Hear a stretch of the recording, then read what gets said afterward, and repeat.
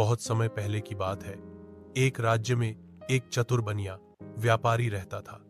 उसका नाम था हरिराम। हरिराम न केवल व्यापार में माहिर था, बल्कि उसकी बुद्धि के भी खूब चर्चे थे।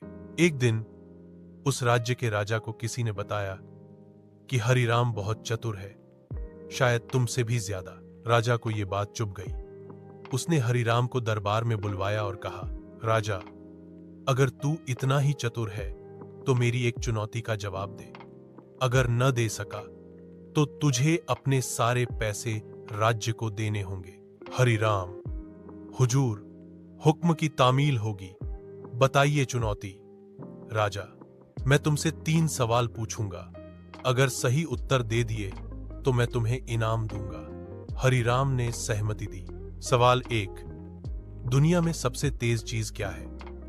हरिराम, सोच महाराज, सोच तो एक पल में किसी भी कोने में पहुंच जाती है।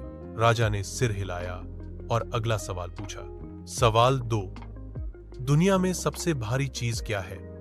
हरिराम, जिम्मेदारी महाराज, इसे हर कोई नहीं उठा सकता। अब दरबारियों ने सर हिलाना शुरू किया। सवाल 3, दुनिया की सबसे हल्की चीज क्या है? हरिराम मुस्कुराया और बोला, महाराज, झूठ, जो चाहे जैसे चाहे बोल देता है, कोई वजन नहीं, कोई रोक नहीं।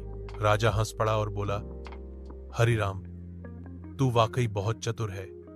राज्य की तरफ से तुझे इनाम में 100 स्वर्ण मुद्राएं दी जाती हैं। सीख, चतुराई केवल किताबों से नहीं आती, अनुभव और सूझबूझ भी जरूरी है।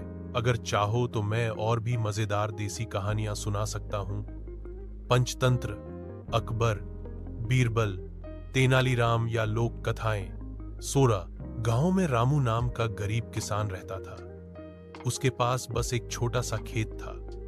दिन रात मेहनत करता, लेकिन फिर भी पेट भर खाना मुश्किल था। एक साल सूखा पड़ा, फसल बर्बाद हो गई। हार मानने के बजाय रामू ने दूसरे गांव जाकर मजदूरी की, पैसे बचाए और फिर से खेत में मेहनत शुरू की। धीरे धीरे उसकी मेहनत रंग लाई और एक दिन वो आत्मनिर्भर किसान बन गया।